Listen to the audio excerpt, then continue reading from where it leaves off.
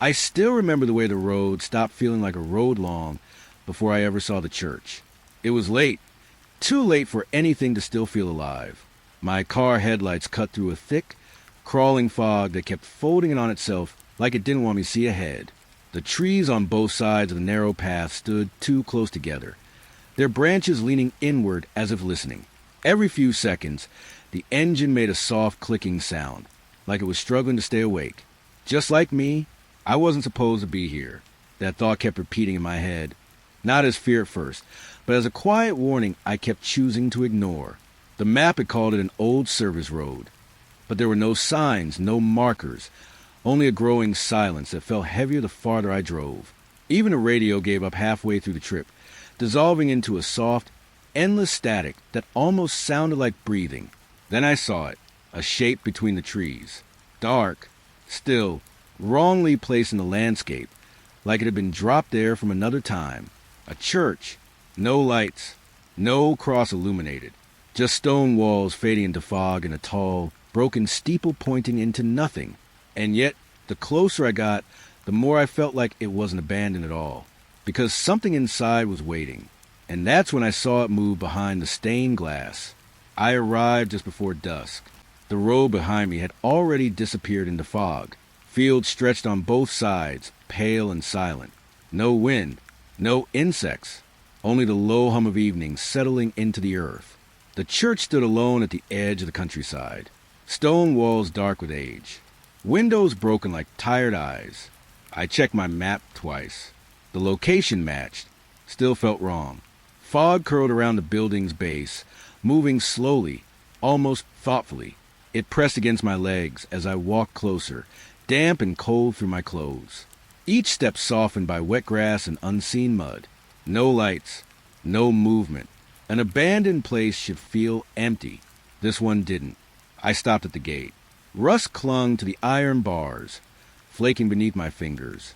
The metal felt warm despite the cold air. I told myself it was just trapped heat from the day, but the sun had already faded. The church watched quietly. A faint glow flickered behind one of the stained glass windows. I froze. A candlelight shimmer, soft, unsteady, gone, then back again. No one had entered before me. The path behind remained untouched, my footprints the only marks in the dew. I waited, listening. Silence pressed against my ears until it almost rang. Then whispering, not words at first, just breath moving through cracks in broken glass. Thin voices sliding between stones. I turned slowly, expecting someone nearby. The fields remained empty. Fog swallowed distance whole. The whispers returned. Closer now, brushing past my shoulders. They repeated something, gently, patiently. My name. I stepped back instinctively. The gravel shifted beneath my boots, loud in the stillness. The voices faded immediately, as if listening back. I laughed under my breath. Try and shake the feeling loose. Old buildings carried echoes. Wind made patterns. Minds filled silence when left alone too long. I pushed the church door. It opened without resistance. Inside, the air smelled of wax and damp wood. Cold settled against my skin like invisible dust. The nave stretched ahead in long shadows. Pews stood perfectly aligned, untouched by decay. And there, at the far end, a candle burned. Single flame. Steady. No one beside it. My footsteps echoed softly, swallowed before reaching the walls. Each step felt heavier than the last. The candle flickered once. I stopped moving. It steadied again. The sensation crawled slowly into my chest that I had interrupted something. I looked around carefully. Broken stained glass filtered pale evening light across the floor. Colors moved faintly through drifting fog that had followed me inside. Then I noticed them. Footprints. Fresh. Pressed clearly into a thin layer of dust along the center aisle. Not mine. They began just beyond the doorway, as if someone had appeared after I entered. The prints moved forward, slow and deliberate, leading deeper toward the altar. My mouth felt dry. The air tasted faintly metallic. I followed. Each step matched theirs but never overlapped. The distance between us remained unchanged. Halfway down the nave, the whispering returned. Softer now, almost welcoming. My name again, spoken from different directions at once, through shattered windows, between pews. Behind me, I turned quickly. Nothing, only fog slipping along the floor like shallow water. The candlelight brightened. I hadn't moved closer, yet the flame appeared larger, warmer. The shadows leaned toward me, would creak gently overhead, not from age, from movement, the church settling or adjusting. I felt it then. Awareness, not eyes watching. Something broader. The walls held attention. The air waited. Even my breathing sounded too loud. I reached the final row of pews. The footprints ended abruptly beside the candle. No turn, no exit, just absence. I knelt instinctively, studying the stone floor. Dust remained undisturbed beyond that point. Whoever had walked here had simply stopped existing. The candle flame bent suddenly toward me, not with wind, with intention. Heat brushed my face. Gentle, testing. Behind me, the door eased shut with a slow wooden sigh. I didn't hear footsteps.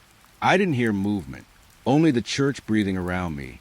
The whispers softened into something almost comforting, almost relieved, like recognition. I stood very still. The flame flickered again, once, twice, responding each time my chest rose with breath. When I stepped back, it dimmed. When I stepped forward, it grew brighter. A quiet understanding settled over me. The building wasn't empty. It had never been empty. And now, it knew I was here. Night settled fully outside the church. I could feel it even without seeing the sky. The candle behind me burned steadily, its pale light stretching thin shadows across the pews. Dust drifted through the air like slow snow. I listened. At first, nothing. Then a note appeared. Soft, distant, not sung loudly, but carried gently through the space, like breath moving through closed lips. A single voice. Then another, and another. The sound grew without growing louder. Layer upon layer of singing unfolded around me, filling the nave without direction. No beginning, no source. The melody wrapped itself around my shoulders. Cold brushed my skin as if invisible mouths exhaled together. I turned slowly. Empty pews stared back. The singing continued. It surrounded me completely. Behind, above, beneath the floor. Voices neither male nor female. Ageless, weightless. I stepped toward the nearest row. The music stopped instantly. Silence collapsed over the church, so suddenly my ears rang. I waited, held my breath. Nothing followed. When I stepped back, the choir returned. Stronger now, closer. The notes vibrated gently inside my chest, humming through bone and breath. I felt watched, not by eyes, by attention. I glanced toward the pews again. For a moment, only a moment, shapes occupied the benches, dark outlines seated shoulder to shoulder, heads bowed. I blinked. They vanished. The singing never broke. Cold spread across the floor, creeping through my boots. Each inhale stung my lungs, air turning sharp and thin. Frost formed along the edges of broken stained glass. White breath slipped from my mouth, though I wasn't cold enough to shiver. It felt as if hundreds of lungs exhaled together, yet none inhaled. The realization settled slowly. The choir sang without breathing. I moved toward the altar, drawn by instinct more than courage. The melody shifted as I walked, notes stretching, bending, adjusting around my movement, like water parting around a body. Halfway there, the voices faltered. One by one, they faded, until silence returned again. I stopped walking. The choir resumed immediately. I tested it. One step forward.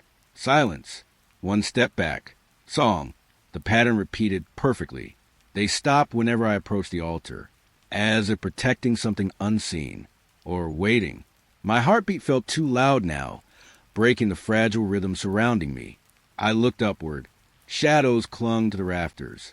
Long shapes stretched across the ceiling beams, swaying faintly though no wind moved. For a breath-long instant, the shadows resembled figures standing upright, heads tilted toward me, watching, listening. Gone again when I focused directly on them. The choir swelled louder behind me, urging me away from the altar. The sound pressed gently at my back, guiding. I stepped sideways instead. The melody fractured, notes overlapping strangely, disoriented, uncertain. The air thickened, heavy with unseen presence. A whisper brushed past my ear between verses. Not singing, waiting. The temperature dropped further. Frost crept along wooden pews, tracing pale lines like fingerprints. I felt breath against my neck. But when I turned, only empty space remained. The voices rose again, fuller than before. Now I could distinguish harmonies. Low tones beneath higher ones. Perfectly aligned. Too perfect. Human singers made mistakes. They inhaled, shifted, coughed. These voices never faltered. They sustained endlessly, untouched by exhaustion. I realized then they weren't performing. They were holding a note, waiting for something to complete it. My chest tightened. The melody leaned toward me, unfinished, expectant. I took another step toward the altar. Every voice ceased at once. The silence felt heavier than sound. It pushed against my ears, thick and absolute. For a moment, I thought I heard my own breathing echo back, but slower, delayed, as if something nearby copied the rhythm of my lungs. I stepped back quickly. The choir exploded into song again. Relief flooded the space. Warmth returned slightly. They wanted distance.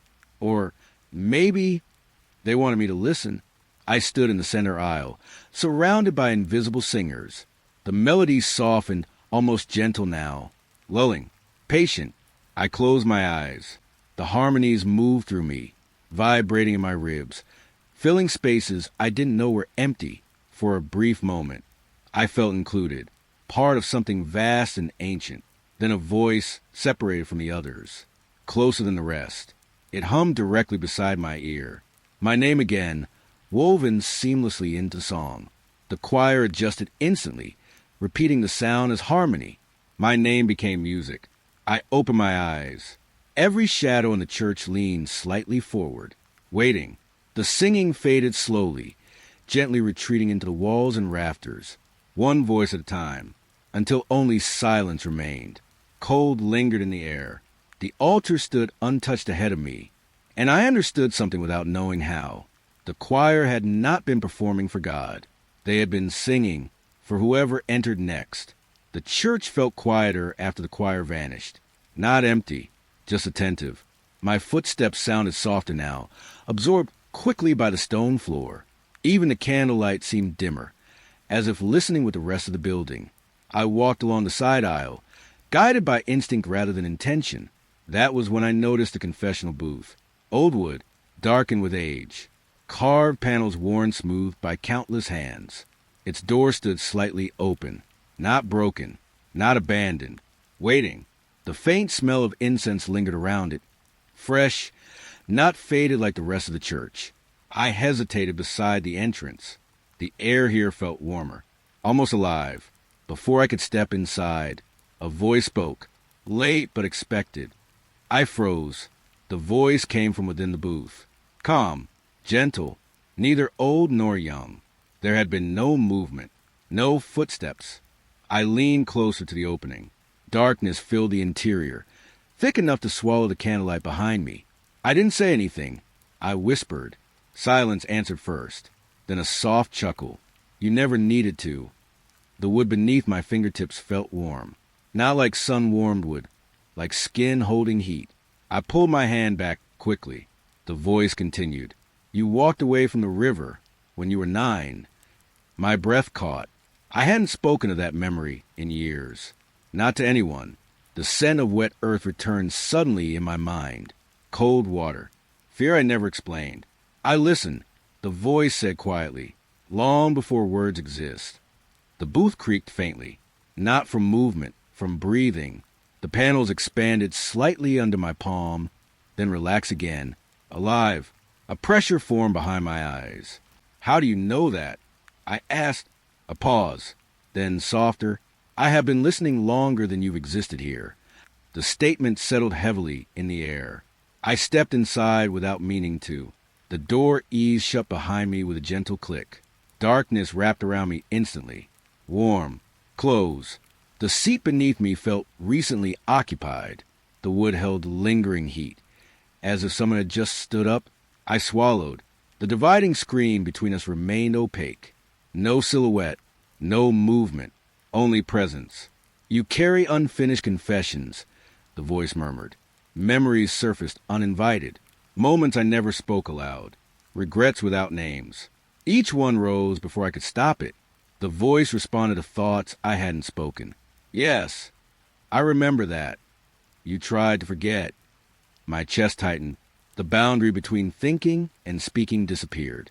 I couldn't tell if I was answering out loud anymore. The wood around me pulsed faintly with warmth, like a heartbeat traveling through the walls. I placed my hand against the panel. It pressed back, not physically, but knowingly, as if recognizing me. You are not separate here, the voice whispered. The words felt less like sound and more like understanding placed directly into my mind. I tried to stand. My legs hesitated, not restrained, just uncertain. Outside the booth, the church remained perfectly silent. Waiting again, the voice softened further. You came seeking shelter. A pause, but you were already known. Something shifted inside me then, a quiet unraveling. Private thoughts no longer felt private. Memories no longer belonged solely to me. The booth had heard them long before I arrived. I realized with slow dread, the church hadn't learned who I was tonight. It had remembered. The door opened gently on its own. Cool air rushed back in. I stepped out quickly, breath unsteady. Behind me, the confessional door remained slightly open once more. Empty, silent, yet I felt certain it was still listening. The single candle waited in the center aisle. Its flame burned taller now. Steady, patient.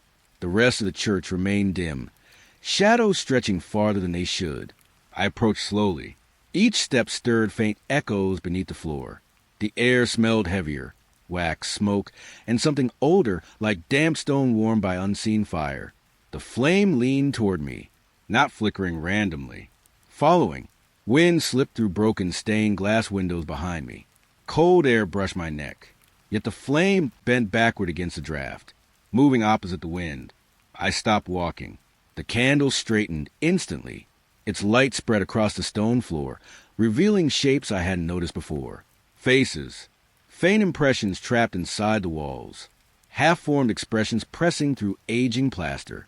Eyes closed, mouth slightly open, as if paused mid-breath. I stepped closer. The faces faded. I stepped back. They returned again, barely visible in the glow, watching without movement. My pulse quickened. I reached toward the candle. Heat brushed my fingertips. Real, steady warmth. A normal flame should tremble when touched by air. This one remained perfectly still. I pinched the wick gently. Darkness swallowed it. Relief came instantly, but only for a second. The flame reappeared, already burning. No spark, no smoke, just present again. I stared at it, confused.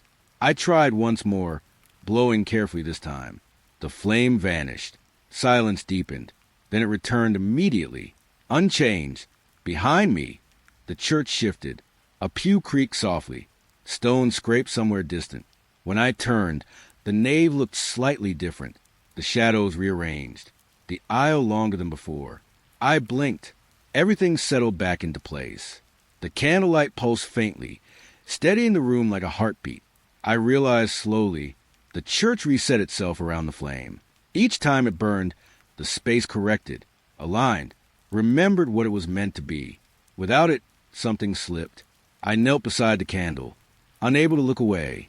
Its glow felt hypnotic, comforting despite the dread tightening in my chest. The faces in the walls leaned closer within the light, clearer now, not suffering, waiting. The flame flickered once.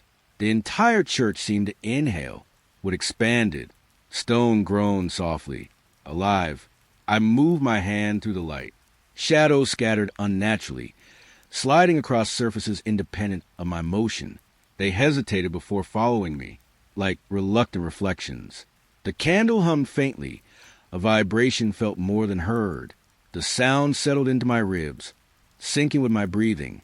I noticed something then. When my breath slowed, the flame softened.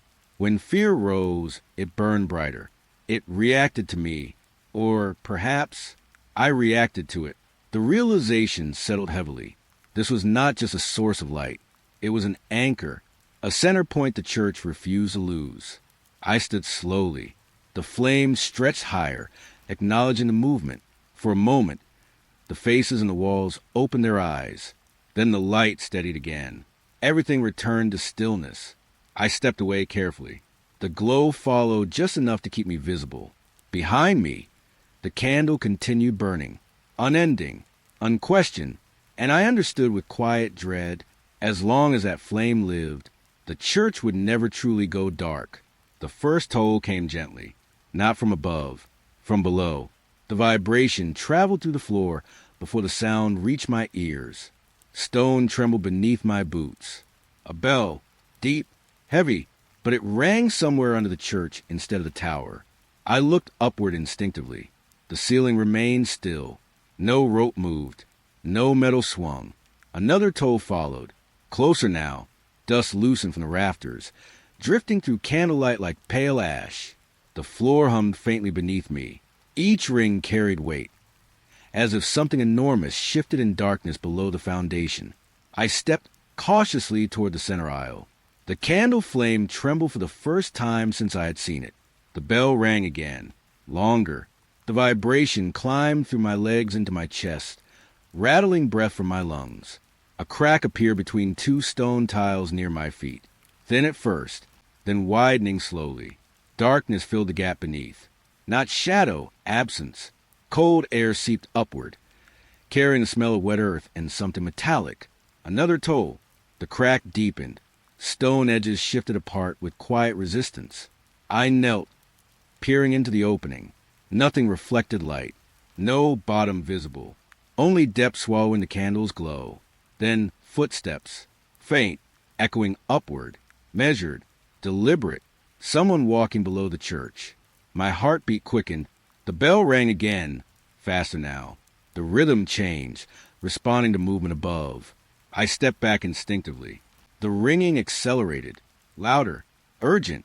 The floor vibrated more violently, pews shuddering softly around me. Dust rose in trembling clouds.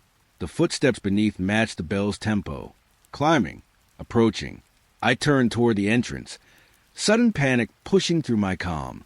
The door stood where I left it, still closed, still distant. Another toll shook the walls. More cracks split across the floor, branching outward like spreading veins. Darkness pushed upward through every fracture. The candle flickered wildly now, its flame bending toward the ground as if pulled downward. The footsteps below stopped. Silence followed. A long pause stretched through the church. Then one final toll. Violent. Close. The entire structure trembled. I felt it clearly. Something below had reached the ceiling of its world. Directly beneath me, waiting. The bell fell silent, but the vibration lingered in the stone and in my bones. I stood frozen, breath shallow. The crack stopped spreading. The candle steadied again. Everything returned to stillness. Yet the feeling remained. The church was no longer only around me. It extended downward, far deeper than its foundation should allow. And whatever moved beneath it had heard me walking above. I went back to the entrance, not running, just needing proof that outside still existed. The church felt tighter now, air heavier against my chest. The door stood exactly where I remembered it. Old wood, iron handle, fog visible through the narrow glass pane. Relief came too quickly. I pushed it open. Cold air greeted me. Gray countryside beyond. Wet grass bending under invisible wind. I stepped through. One breath. Two. And then I was standing in the center aisle again. The candle burned calmly ahead. Pews unmoved. The same silent nave waiting for me. I turned sharply. The entrance door remained behind me. Closed. I walked faster this time. Pulse rising. Opened it again. Outside. Fog. Freedom. I stepped through. The church returned. Unchanged. My footsteps echoed louder now, anxiety sharpening every sound. I tried another exit along the sidewall. A narrow wooden door slightly ajar. It opened easily. I crossed the threshold. The same church waited on the other side. Same candle. Same shadows. Same air watching me breathe. Every door was open. None of them allowed departure. I moved from one exit to another, faster each time. Each doorway welcomed me outward, only to fold back into the nave. No resistance. No locking mechanism. The doors weren't closed. They were open permanently. Open into itself. My breathing grew uneven. The walls felt closer when I looked away. I noticed the pew beside me had shifted slightly from where it stood before. I stared at it. It remained still. I looked toward the altar for only a second. A faint scraping came from behind. I turned back. The pew had moved again. Just inches. The architecture adjusted whenever unseen. Columns leaned subtly. A window appeared taller than before. The church rearranged itself quietly, correcting angles when my attention wandered. I stopped moving. The building settled immediately. Stillness returned. A slow understanding formed. I was no longer inside a structure meant to contain people. I was inside something that changed depending on observation, leaving required rules I did not understand. And the church no longer behaved like a place. It behaved like awareness. I stood in the aisle, breathing slowly. Acceptance arrived quietly. This was not temporary, not accidental. I wasn't trapped in a building. I had entered somewhere else entirely. He appeared near the altar without sound. One moment the space was empty. The next, someone stood there, a priest. Black robes fell straight to the floor. Hands folded calmly before him. Head slightly bowed as if mid-prayer. I hadn't heard footsteps. No door opened. He simply existed. Candlelight stretched across the floor toward him. But something felt wrong. I looked closer. The light touched his feet, yet no shadow followed behind. Every pew cast one. Every column. Even the candle itself. But not him. He lifted his head slowly. His eyes met mine with familiarity that unsettled me more than hostility ever could. "You've taken longer than most," he said gently. His voice sounded practiced, like a conversation already underway. "I don't remember meeting you." I replied. A faint smile appeared. "You remember arriving," he said. "That is enough." He spoke calmly, never raising his voice. The church seemed to listen closely while he talked. "I remember everyone who enters," he continued. "They rarely remember themselves."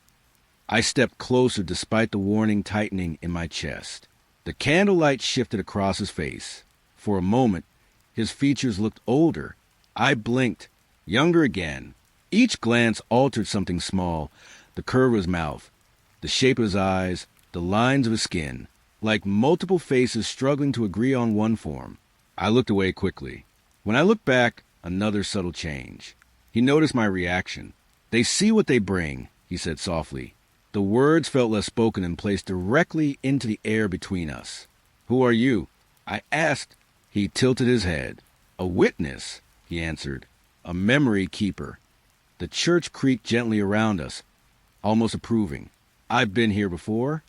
I asked without meaning to. His expression warmed. "Many times." The answer settled heavily in my stomach. "I don't remember that." He nodded, unsurprised. "They never do at first." The candle flickered. Still no shadow formed beneath him. I stepped sideways, testing the light from another angle. Nothing. The priest existed without darkness, without weight. "Why can't I leave?" He looked toward the doors briefly, then back at me. "You already crossed the threshold," he said. "The rest follows naturally." His face shifted again when I blinked. Older now, almost familiar, like someone I once trusted but couldn't name. "You were expected," he added. The church breathed faintly, with expanding around us. I felt suddenly certain he knew every moment I had experienced inside these walls. Perhaps every visitor ever. He stepped back toward the altar. The candle brightened slightly, responding to his movement. "When you are ready," he said calmly, "the church will continue." He lowered his gaze. I looked down for only a second. When I looked up again, he was gone. No footsteps, no door, only empty space, and no shadow left behind. I noticed the wall while searching for him. Stones stretched along the side aisle, covered entirely in engraved names. Hundreds, maybe thousands. each carved carefully into the surface. I stepped closer. Dust gathered inside the letters, suggesting great age. Some names faded nearly smooth with time. I read a few aloud under my breath. Strangers. Then one stopped me. A name I recognized. Someone from years ago. Someone I had known briefly, then lost contact with. My skin prickled. Another familiar name appeared nearby. And another, people connected to distant parts of my life. I stared longer. The letters shifted. I wasn't certain at first. Just a subtle movement at the edge of vision. I focused directly on one name. It remained still. I glanced away. A scraping sound followed. When I looked back, the arrangement had changed. Names rearranged themselves whenever unseen, slowly reorganizing, searching for new positions. The stone whispered faintly as letters moved across its surface. New engravings began appearing near the center, fresh cuts forming in real time, invisible hands carving silently into rock. My breath caught. A new name completed itself before my eyes. I stepped closer. The carving stopped instantly. Waiting, I forced myself to look away. The scratching resumed. Careful, patient. I turned back quickly. Half-formed letters now marked the stone. My name, incomplete. The first letters clear. The rest unfinished. Shallow grooves waiting to deepen. Cold spread through my chest. I touched the carving. The stone felt warm, alive with faint vibration. The surrounding names shifted again, sliding subtly to make space. Room being prepared. I stepped backward slowly. The scratching stopped. The wall returned to stillness, pretending permanence. But I understood now. The church recorded its visitors, not when they arrived, when they belonged. My name remained unfinished, as if the church had not decided yet. The altar cloth moved slightly, though no wind passed. I approached cautiously, remembering how the choir had fallen silent whenever I drew near. The candlelight stretched toward the altar again, guiding my steps. Soft singing returned, faint but unmistakable. This time, beneath me, I lifted the edge of the cloth. Stone steps descended into darkness. Hidden stairs. The melody rose from below, clearer with each passing second. The choir waited underneath. I placed one foot on the first step. The stone felt warm, soft, almost breathing. A slow rise and fall pressed gently against my soul. I hesitated, then continued downward. Each step absorbed something from the world above. The rustling air faded. The candles glowed dim behind me. Another step. The distant hum of the church vanished. Another. The memory of wind disappeared. The higher I descended, the quieter existence became. The choir grew louder, but everything else left. Halfway down, I realized I could no longer hear my footsteps. Only singing remained. I tried to speak.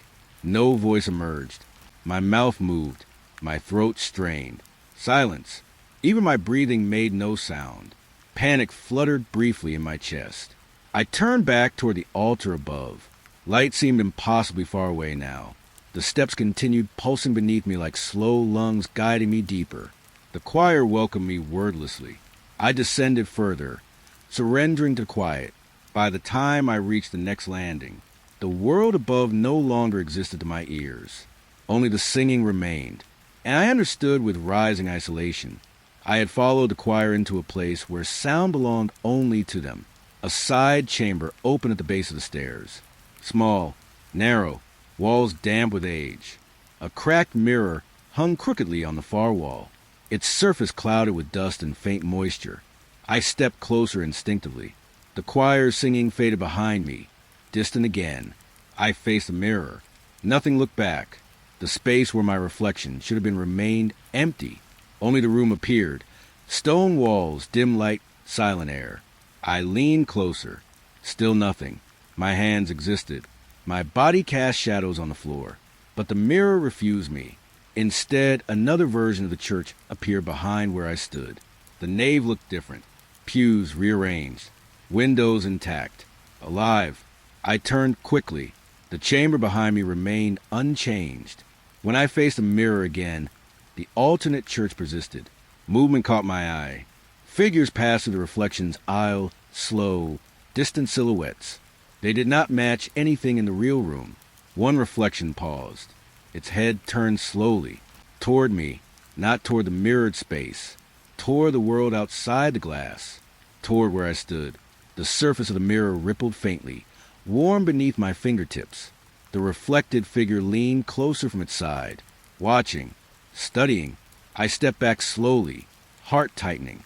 The figure continued turning, as if preparing to step through. The mirror held no image of me, only possibilities of the church, only other versions waiting.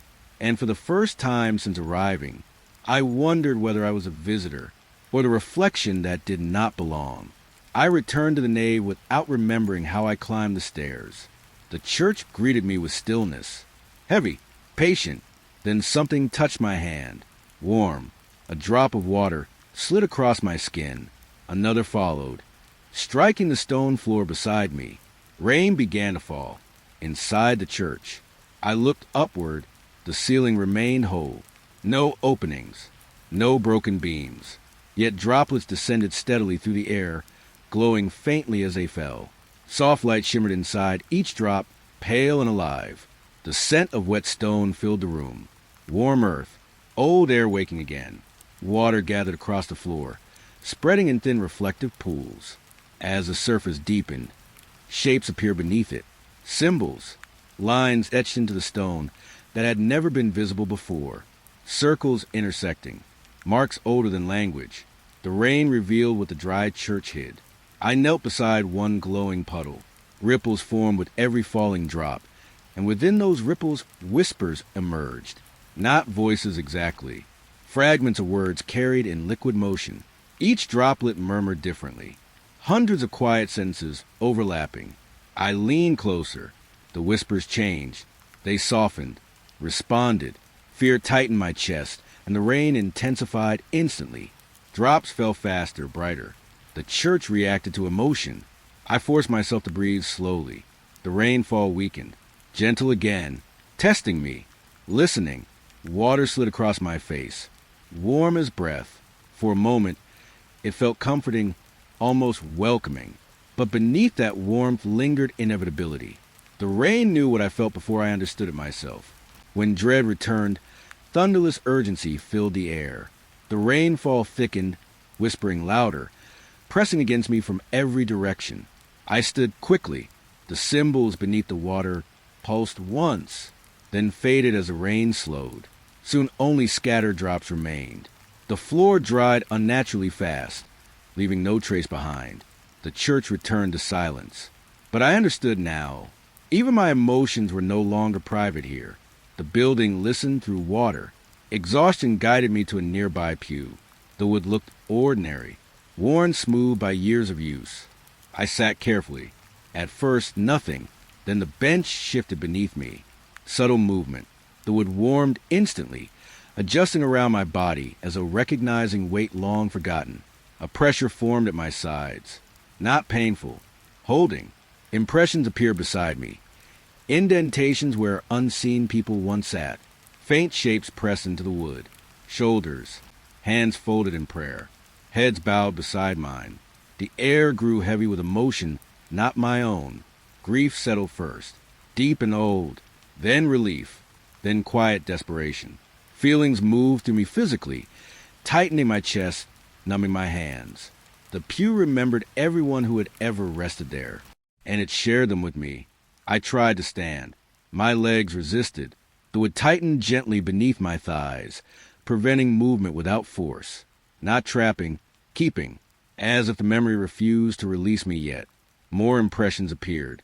Invisible congregants leaning closer.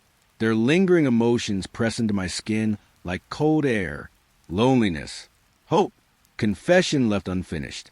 I felt tears forming though none belonged to me.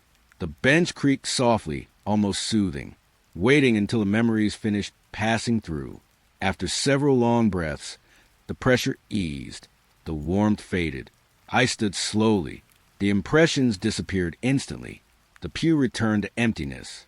But my body carried the weight of those who had sat there before. The church remembered through touch. And now, so did I. Along the far wall hung a religious painting I did not recall seeing before. Large, framed in dark wood. A saint stood at its center, hands lifted toward unseen light. I walked closer. The painted eyes followed me, subtle at first. A trick perspective. I told myself. I moved left. The gaze adjusted. I moved right, still watching. Cold awareness crept across my shoulders. I turned away. When I looked back again, the figures inside the painting seemed closer to the frame. Not dramatically, just enough to feel wrong. The paint surface glistened faintly, as if still wet. I reached out. My fingers brushed it. Warm, soft, alive beneath the layer of color. The saint's expression changed slightly. Mouth relaxing, eyes sharpening. I pulled my hand away quickly. The painting held my attention, even when I tried to look elsewhere. Presence radiated from it. Someone aware behind the image, watching not as artwork, but as observer. I stepped backward. The figures advanced again within the frame, subtle but undeniable, their gaze pressing to me like weight. I realized the painting did not depict worship. It performed surveillance, recording every movement I made. When I finally turned away completely, I felt certainty settle in my spine. The painting continued watching even without my gaze returned. A slow creak echoed overhead. Then another. The sound resembled lungs filling with air. Wood beams expanded gently. Stone shifted outward. The church inhaled. A long, patient breath. Dust lifted from the floor as if carried by unseen airflow. Then everything contracted. Exhale. The entire structure breathed around me. Walls moving almost imperceptibly. Pews settling with soft sighs. I froze. The rhythm continued. Inhale. Exhale. Without thinking, I held my breath. The church stopped immediately. Total stillness. No movement. No creak. The building waited. My lungs burned. When I inhaled again, the church inhaled with me. Louder this time. Synchronizing. Each breath I took guided the structure's motion. Faster breathing made the walls expand urgently. Slower breaths calmed the building. I realized with quiet terror. It was matching me, or forcing me to match it. I tried holding my breath again. Everything froze once more. The silence became unbearable, pressing against my ears. I gasped instinctively. The church exhaled heavily in response. We were connected now, my autonomy thinning with every shared breath. The building no longer surrounded me. It lived through me. A narrow door appeared along the side wall. I did not remember it being there before. It opened inward without touch. Darkness waited beyond. I stepped through cautiously. The passage slanted downward, then sideways. Gravity shifted subtly beneath my feet. The floor tilted while my body remained upright. Disorientation followed instantly. The hallways stretched in impossible angles, neither descending nor rising. Objects appeared embedded within the walls.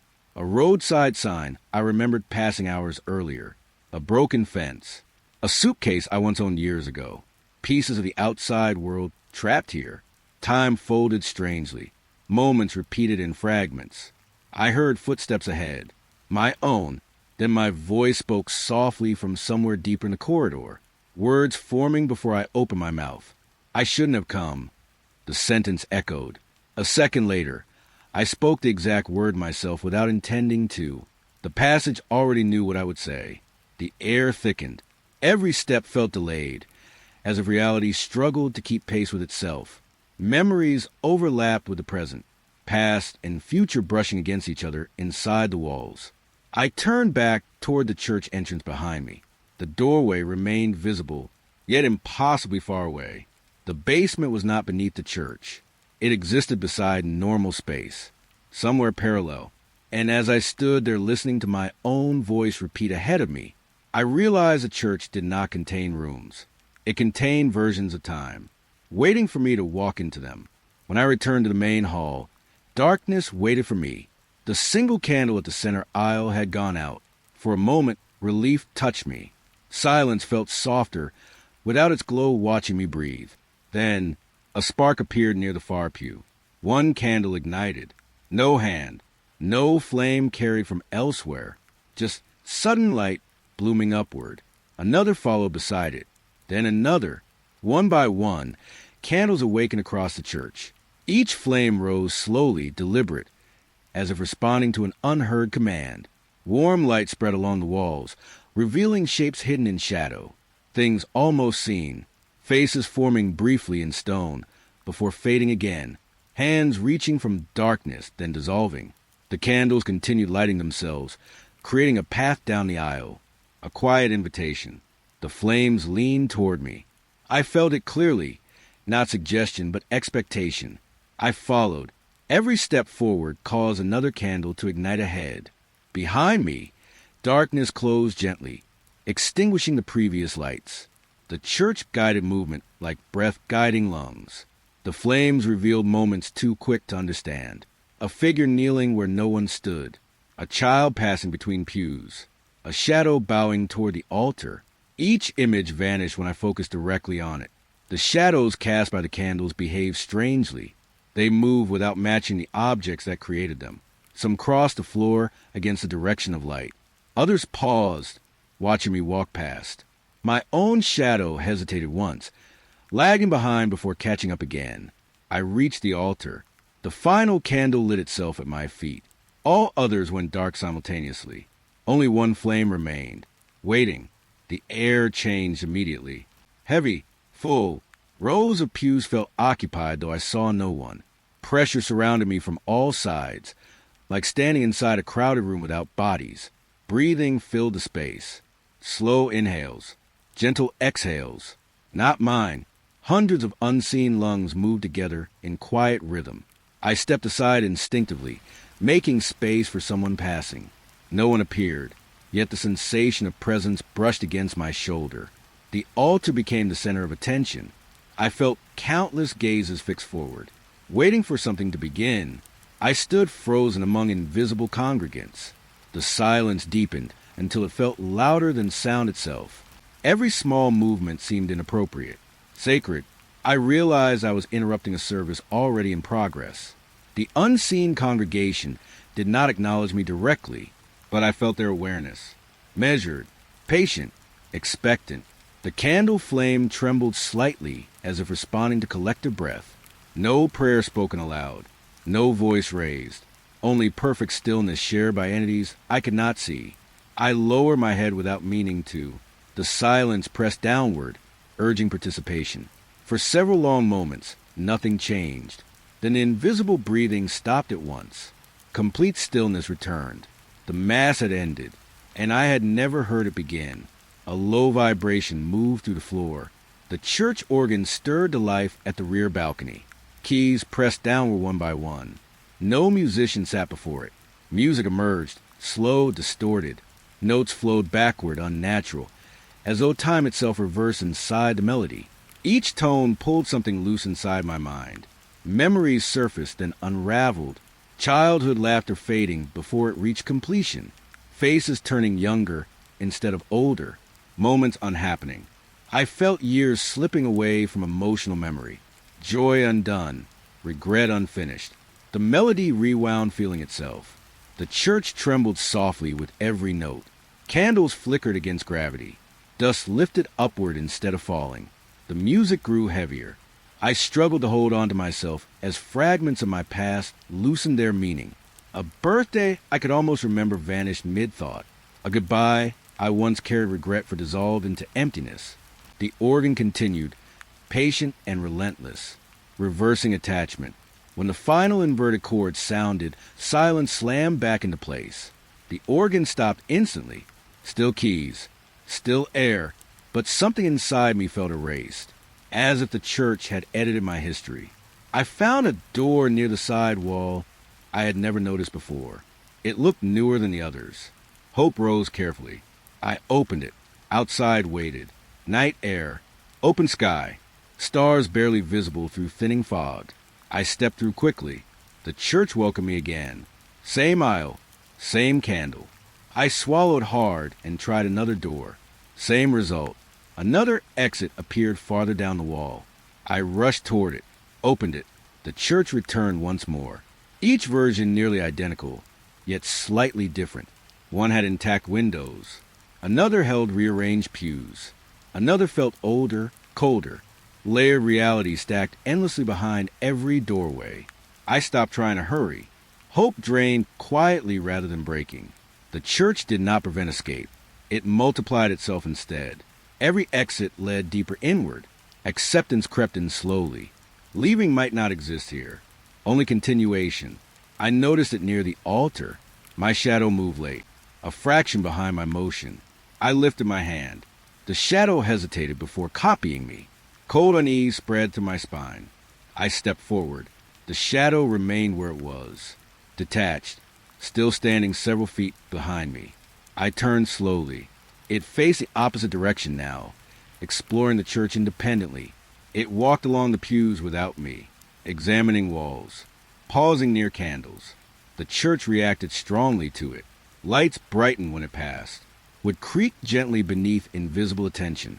The building recognized the shadow more clearly than the body casting it. I felt lighter, less solid, as if part of myself had been removed without pain.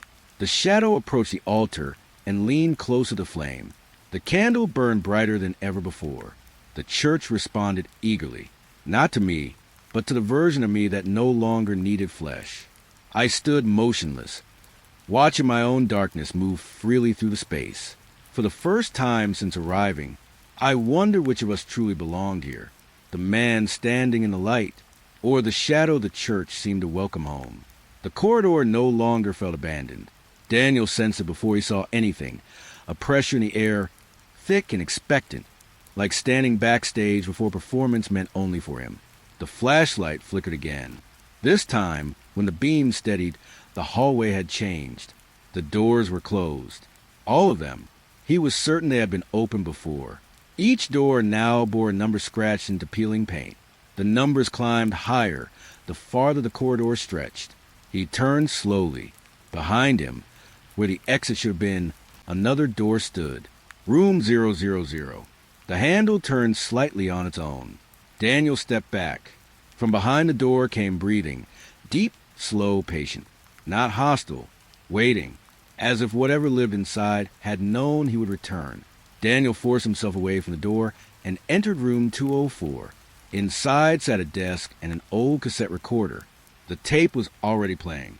Static whispered through cracked speakers, followed by a voice. His voice. "If anyone finds this, don't go past the lobby. The building isn't empty. It repeats people." Daniel froze. The recording continued. "I've been here for days, maybe years. Time resets whenever I try to leave." A long silence followed. Then his recorded voice dropped to a whisper. "It learns from us. Every version stays." The tape clicked. Rewind began automatically. Daniel stared at the recorder. He had never made this recording. Yet he remembered saying every word, not as memory. As déjà vu so strong it hurt. He ran back toward the stairwell. The hotel resisted. Lights turned on one by one ahead of him, revealing the corridor stretching longer than before. Doors multiplied. Numbers climbed into the thousands. Finally, the hallway opened into the lobby. But it was wrong.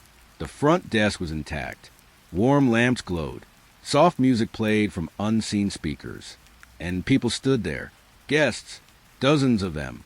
They spoke quietly, checked watches, adjusted coats, all moving slightly out of sync like poorly looped footage. None acknowledged Daniel. He approached a man signing the register. The man's face shifted mid-motion. For a fraction of a second, Daniel saw his own reflection staring back. Then the stranger finished signing and walked into a wall that dissolved around him. The wall sealed shut again, as if swallowing him. A bell rang at the desk. Once, twice, a woman appeared behind the counter. Without walking in, she simply existed there. Perfect posture, perfect smile. Her uniform bore no name tag. "You've stayed longer than most," she said calmly. Daniel swallowed. "What is this place?" "The Grand Meridian preserves guests," she replied. "You arrived searching for something. Everyone does. I want to leave." Her smile softened with genuine sympathy. "They all say that." She slid a ledger toward him. Inside were hundreds of entries. Every signature was his. Different handwriting. different dates, some entries decades old. You checking again each time, she said. Eventually you understand. Daniel flipped to the last page. Tonight's date waited blank. A pen rolled toward him. Daniel pushed the ledger away. No. The lights dimmed instantly. The music stopped. The lobby guests froze mid-movement. The woman's smile faded. Not angry, just disappointed. Refusal delays the process, she said. It does not end it. The walls began breathing. Carpet rippled like water beneath his feet. Behind him, footsteps echoed, dozens of them. Daniel turned. Versions of himself filled the corridor. Some injured, some older, some barely recognizable. All watching him. One stepped forward. Eyes exhausted. You have to sign, the double whispered. It's the only way the others rest. Daniel backed toward the exit doors. For the first time, they stood open. Night air waited beyond. Freedom. He ran. The moment he crossed the threshold, the world snapped to darkness. A bell rang somewhere far away, and a calm voice whispered, "Welcome back to the Grand Meridian Hotel.